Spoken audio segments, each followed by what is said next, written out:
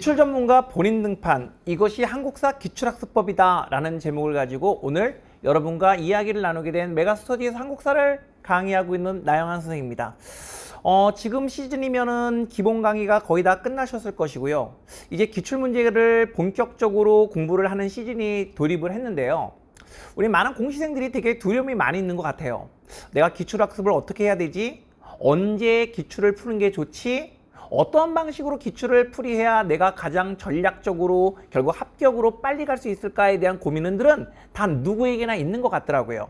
그래서 그런 고민을 다 누구나 하고 있지만 제가 나름대로 전문가잖아요. 이 전문가 입장에서 여러분들의 그 고민을 조금 더 해결해 줌으로써 여러분이 원래 걸리는 시간보다 조금 더 수월하게 짧은 시간 안에 여러분을 합격하게 하고자 하는 것이 오늘 영상 촬영의 목적이라는 것을 먼저 밝혀드리고 싶습니다. 자, 먼저 여러분들 제가 먼저 학생들에게 한번 조사를 해봤어요. 수험생들이 가장 좋아하고 이 공시생 업계에서 가장 많이 보편화된 기출학습의 방법이 무엇인가를 조사를 해봤거든요. 뭐 여러 가지 방법이 있었지만 딱 세 가지로 요약이 되더라고요. 첫 번째는 바로 뭐예요? 기출문제를 홀수번과 짝수번으로 나누어 푸는 거예요. 그래서 남들이 1회독 할 때 자기 나름대로 2회독 할 수 있는 효과를 누리는 것이 공시생에서 많이 퍼져 있는 하나의 기출학습법인데요. 이 문제점이 하나 있어요. 홀수형과 짝수형을 푸는 건 좋은데 기출문제를 푸는 과정에서 난이도를 전혀 고려하지 않고 있다는 거예요. 둘째는 아무래도 우리가 견물생심이라고요. 홀수번을 풀어야겠다 하고 있지만 옆에 짝수번을 보면 어떻게 돼요? 또 풀고 싶은 욕구가 있거든요. 그런 문제점이 있기 때문에 그렇게 아주 이상적인 방법은 아니다라고 말씀을 드리고 싶고요. 두 번째로 우리 학생들이 되게 좋아하는 방법 중에 하나가 선기출 후 이론이에요. 이거는 굉장히 이상적인 방법이고 지금 여기 소개된 세 가지 방법에서 가장 그나마 결국 조금 타당성 있는 방법이라고 말씀을 드리고 싶어요. 왜냐하면 우리는 결국 공무원 시험을 보는 거잖아요. 근데 공무원 시험을 보는 데 있어서 제일 중요한 건 어떠한 방식으로 문제가 나오는지를 우리가 파악하는 데 있지 않나요? 근데 어떠한 식으로 문제가 나오는지를 우리가 알 수 있는 가장 좋은 방법은 이제까지 시행됐던 기출문제를 우리가 한번 풀어본다는 거에 우리는 의의가 있다고 봐요. 그래서 기출문제를 먼저 풀어보면 아, 이런 식으로 문제가 나오는 거구나.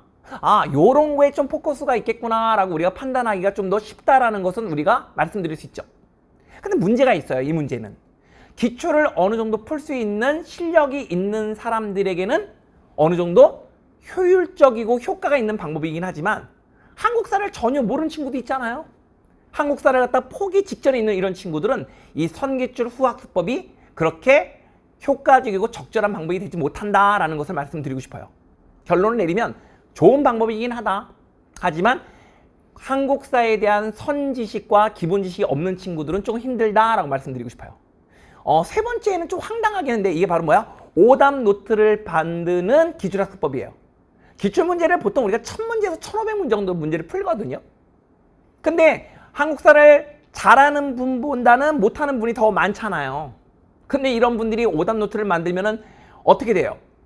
한 60%가 틀린다고 하면은 1000문제면 600문제로 오답 노트를 만들어야 되는데 얼마나 시간이 많이 가겠어요. 그래서 이런 것도 그렇게 좋은 방법이 되지 못한다라는 것을 먼저 말씀을 드리고 싶어요. 근데 우리 학생들이 가장 궁금한 건 이런 것 같아요. 그러면 기출학습의 목적이 무엇인가에 대해서 많은 분들이 저한테 궁금함을 물어보더라고요. 저는 기출학습의 목적은 바로 시험 전날 전범위를 갖다가 다 보기 위한 작업이다라고 말씀드리고 싶어요. 시험 전날 한 번에 다 그 내용을 보기 위해서는 정말 중요한 내용이 무엇인지 핵심적인 내용이 무엇인지를 갖다가 정확하게 줄일 수 있는 나름대로의 방법이 필요하잖아요. 근데 어떻게 줄여요? 그 근거가 되는 게 기출이에요. 아, 기출문제에서 여기 이 문제가 계속 반복돼서 나왔어. 그러면 이거는 꼭 내가 확인해야 될 지식. 이건 거의 나오지 않았네. 이 부분들은 조금 더 뒤로 미뤄야 할 지식. 그러다 보면 어떻게 돼요? 내 공부를 하는 기본서를 확실하게 내 방식대로 줄일 수 있잖아요. 그러니까 기출문제를 통해서 내가 확실하게 하루 만에 3시간 만에 2시간 만에 정리할 수 있는 그런 지식을 만들기 위한 하나의 방법이 기출문제에 있다라는 것을 말씀을 드리고 싶네요. 그렇다면 제너럴한 목표는 그렇다면 우리의 목표, 지금 랄라 선생님을 배우고 랄라 선생님한테 배웠던 우리 나들이 공주님과 우리 나들이 형제님들의 진정한 목표는 무엇인가? 이걸 좀 더 줄여서 이야기를 드린다면 저는 우리 목표는 제가 여러분들에게 항상 강조하고 저의 기본서가 되고 가장 기본이 되는 랄라 노트를 저는 2시간 안에 정리하는 것이 목표로 생각해요.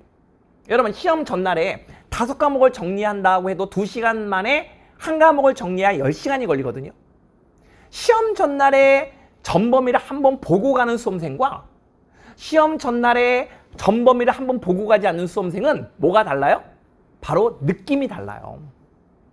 여러분 느낌이 굉장히 높은, 그러니까 쉽게 말해서 약간의 그 자기가 익숙했던 개념은 실제로 시험장에 가서 자기가 약간 모른다 하더라도 정답을 찍을 확률이 높다고 하더라고요. 그러니 우리는 시험 전날에 2시간 안에 이걸 전범위를 볼 수 있는 하나의 엑기스, 뭐라고요? 엑기스, 뭐야? 한국사의 엑기스를 정리하기 위해서 기출학습의 목표가 있다는 걸 말씀드리고 싶네요. 그리고 기출에 틀린 것도 항상 공부할 때 어떻게 공부한다? 우리 랄라 페이지가 많지 않잖아요. 랄라 페이지 어디에 있어? 몇 페이지에 어디 부분에 있어? 이런 것까지 머릿속에 아예 이미지화 시키는 것이 되게 중요하다고 생각을 해요. 제가 다시 한번 말씀드리지만 우리의 랄라 노트는 전체적으로 100페이지가 되지 않아요. 그리고 이렇게 4단원이 보면 아 이건 6세기야. 백제와 신라의 경쟁은 다 이 한 페이지에 다 요약이 되니까 어느 파트에 어떤 업적이 있는지, 어느 파트에 어떤 거에 업적이 있는지를 기출문제를 풀 때마다 내용을 기출문제에 정리하는 것이 아니라 아 내가 이걸 놓쳤네? 랄라노트 몇 페이지 어디 있었구나 이런 식으로 해서 나중에 시험장에 가면은 내용이 떠오르는 게 아니라 어디 페이지에 어느 부분에 있었던 내용이지라고 스스로 시기를 스스로 판단해서 문제를 맞추는 기적을 맛봤다라는 그런 수험생들을 저는 많이 만나봤거든요. 그게 우리 랄라노트의 가장 큰 장점이라고 여러분에게 말씀드리고 싶네요. 자, 그렇다면 이래서 이번에 제가 만든 듀플렉스 기출에 관한 이야기를 말씀을 드릴게요. 자, 이제 우리 배웠어요. 아, 기출의 보편적인 방법은 어떤 게 있었어? 그리고 기출의 목적은 뭐야? 그리고 결국 우리가 지향해야 되는 목표는 무엇인지도 배웠어요. 자, 그렇다면 여러분 어떤 기출 문제를 풀고 싶은가요? 저는 기출 문제를 매번 낼 때마다 가장 여러분들에게 저 스스로가 부끄러웠던 게 뭐냐면 우리는 난이도를 생각하지 않고 모든 단원별 기출별로 문제를 때려 넣거든요. 근데 아시겠지만 요즘 최근 문항, 요즘 트렌드는 기본 암기형 문제가 20문제에서 90% 이상을 차지해요. 그러면 기본 암기형 문제를 더욱더 우린 치중해서 푸는 것이 맞다고 저는 말씀을 드리고 싶어요. 그래서 이번 저의 기출문제 듀플렉스는 이제까지는 우리 공시생 업계에서 한 번도 시도하지 않았던 시도를 저는 했다고 저는 자부합니다. 어떻게 했냐? 난이도에 따라서 첫 번째는 단순 암기형 문제와 고난이도 응용 추론 문제로 두 가지를 나눴어요. 이게 누구냐고 자꾸 그러는데 이게 저예요. 자, 그리고 기본 단순 암기형 문제와 응용 사고형 문제예요. 응용 사고형 문제는 주로 당락을 결정하는 문제거든요. 단순 암기형 문제가 아니라는 거죠. 그런데 여러분 제가 말씀을 드리고 싶은 게 뭐냐면 이런 당락을 결정하는 추론 암기형이 아닌 추론 응용형 문제가 굉장히 좋아요. 근데 우리가 아무런 지식도 없이 그냥 응용 추론형 문제를 풀어보게 되면은 그 좋았던 문제를 내가 처음 만났을 때 어떤 식으로 활용하고 어떤 식으로 접근하는지에 대한 그 중요한 기회를 놓쳐버린다고 저는 생각을 해요. 그래서 이런 좋고 중요하고 난이도 있는 문제를 좀 뒤로 빼고 또 실력이 없는 친구들이 이런 문제를 만났을 때 자괴감이 들고 멘탈이 붕괴되는 것도 저는 방지할 수 있다고 저는 생각을 하거든요. 그래서 단순 암기형 문제를 먼저 확실하게 공부를 해라. 그리고 이것도 안 되는 친구들은 결국 응용사고형 문제로 넘어가시면 안 된다라는 걸 말씀을 드려요. 단순 암기형이 다 됐다는 친구들은 이제 응용사고형으로 가야 되는데 여러분 이거 아세요? 응용사고형 문제는 문제를 풀어가는 방법이 있어요.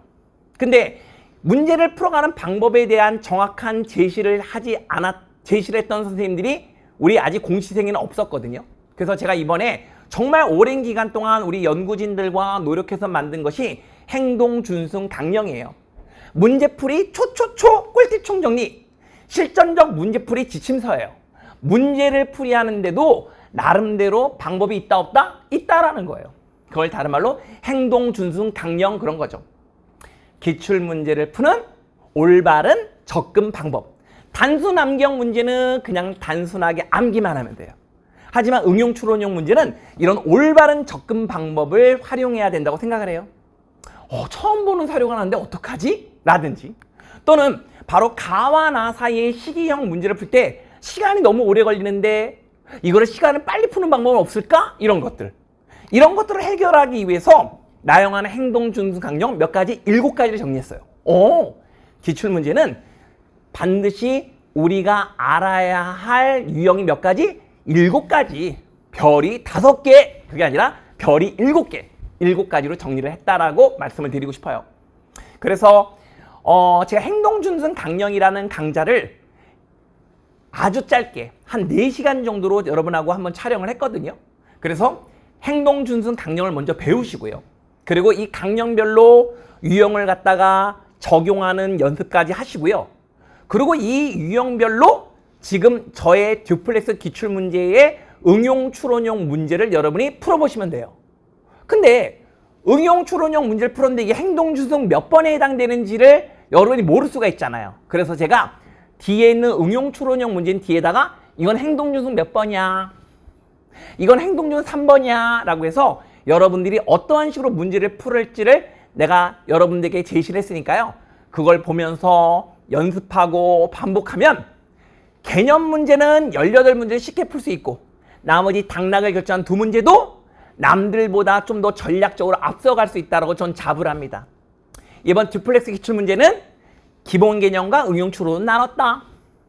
응용 추론할 때 그냥 무조건 푸는 것이 아니라 나름대로 이렇게 행동준 강령을 통해서 전략적 방법을 제시했으니 먼저 이 방법을 통해서 전략과 전술을 여러분이 장착한 뒤에 응용 추론형 문제를 풀어본다면 훨씬 더 효과를 남들보다 배의 효과를 누릴 수가 있을 것이다 라는 것을 여러분에게 확신할 수 있다라고 말씀드릴 수 있어요.